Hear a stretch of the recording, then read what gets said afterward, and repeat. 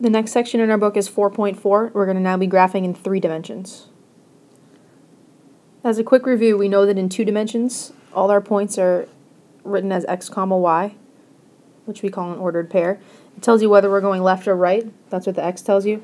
And the y tells you up or down depending on positive or negative. So for example here for 5, 4, we know we're going to go right 5 and then up 4. This is similar in 3 dimensions, but obviously we need to add in another axis. So in 3 dimensions, and this is definitely worth writing down, we have 3 different axes. Your x-axis comes at you kind of forwards and backwards, which you can kind of see here. There's your x. Your y value is going to run across in place of where your x-axis used to be. That can be a little bit confusing. And our z-axis is now running up and down where y used to be. So you have to make sure we have all those straight. Points in 3 dimensions are x comma y comma z, which instead of an ordered pair is called an ordered triple. The x-coordinate tells you whether you're moving forward on the graph or backwards on the graph, depending on the sign of the x. Y is telling you left and right, and z is telling you up and down. So the first type of problem we're looking at is given an ordered triple. So here we have -3, 5, 3. How do we plot that on our 3-dimensional axes? Well, like we said on the last slide, the x value -3 tells us whether we're going forward or backwards. Since it's negative, that's going to take us back 3. So this first white arrow shows you that we need to go back 3. The +5 for the y says we need to go 5 to the right. And then your z is +3, so we're going up 3. And that's how you arrive at that point. The next type of problem we're going to take a look at is now given the point, what is the ordered triple?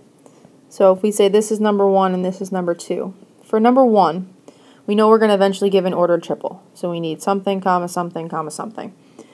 If you look on this graph, you can see that if we start in the center here, we're going out 3 units.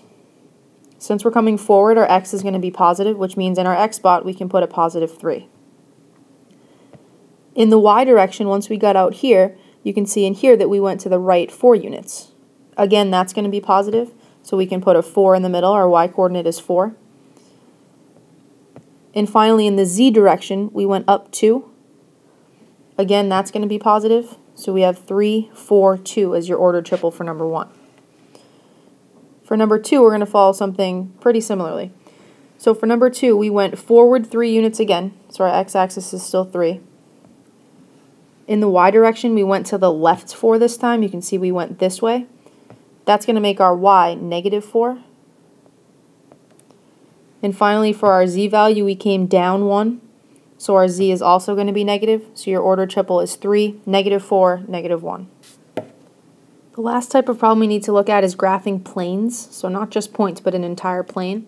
If we recall from lines or shading inequalities or whatever we've graphed this year, a graph is the set of all solutions. So it's all the points, and what we've known so far, all the ordered pairs that fit a certain equation.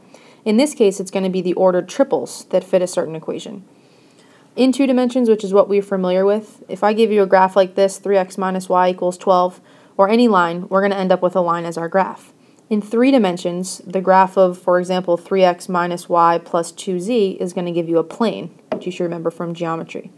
The steps, which you probably want to write down for these, first we're going to find the 3 intercepts, and we'll go over an example in a second on how to do that. Once you find the 3 intercepts, you basically connect the dots with lines that are called traces, and then we shade the triangle, and that's a representation of the plane that is our solution. So if we take a look at one of these, we're going to look at x minus 2y plus 3z equals 6. So as you recall from your steps, your first step is to find all the intercepts. So let's start with the x-intercept. If we want to find the x-intercept, just slide this around so we have a little bit more room. For the x-intercept, that's going to mean that y and z are both 0. If you recall from 2 dimensions, when we try to find the y-intercept of a graph, regardless of where it goes, x is always going to be 0 at that point. So that's going to be very similar for these. So for x, but since we're in 3 dimensions, we need y and z to be 0. So if y and z are 0, for example, I'm going to have x minus 2 times 0 plus 3 times 0, and that's going to equal 6. Well, what happens here is the zeros are going to drop out, and I end up with x equals 6. So for my x-intercepts, I have 6, 0, 0. So that's one of the points we need to look at. For our y-intercept, we're going to do something pretty similar. except that now we're going to set x and z equal to 0 because we want to solve for y. So we have 0 minus 2y plus 3 times 0, and that equals 6. When these, again, zeros drop out, we end up with negative 2y equals 6, so y equals negative 3, which means we have a y-intercept at 0, negative 3, 0. Finally, for z, we're going to set x and y equal to 0, so we have 0 minus 2 times 0 plus 3z equals 6. Again, the zeros go away. We have 3z equals 6, which leaves us with z equals 2, and our final intercept is 0, 0, 2. So I'm going to move this around a little bit so we can see our graph a little bit bigger.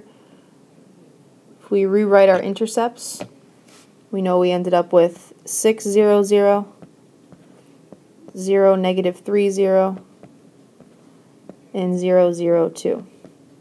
Our last steps here are to graph those points. That's our second step. So 6, 0, 0 on the x-axis coming out at us. We actually don't have enough lines here, but we're going to come out 1, 2, 3, 4, 5. I'm going to draw on another one. We're going to have a point there at 6, 0, 0.